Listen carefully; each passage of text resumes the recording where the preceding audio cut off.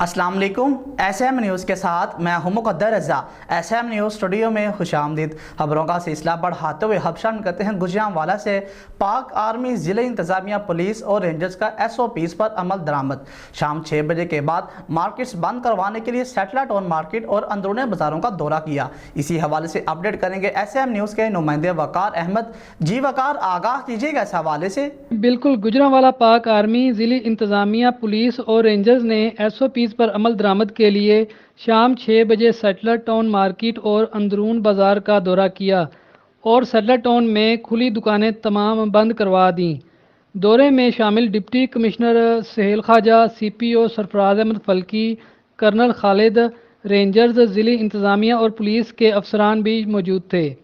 Deputy commissioner Sohail خواجہ کا کہنا ہے کہ شام 6 بجے کے بعد ضلع بھر میں ویکسین سینٹر، پیٹرول پمپس اور میڈیکل سٹورز کے علاوہ کوئی دکان کھولنے کی اجازت نہیں ہوگی۔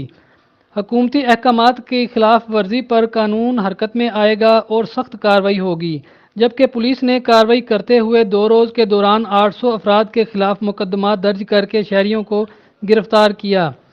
CPO سرفراز احمد فلکی کا کہنا ہے کہ شہریوں کو چاہیے کہ SOPs پر عمل کرتے ہوئے انتظامیہ اور پولیس کے ساتھ تعاون کریں اور ذمہ دار شہری ہونے کا ثبوت دیں۔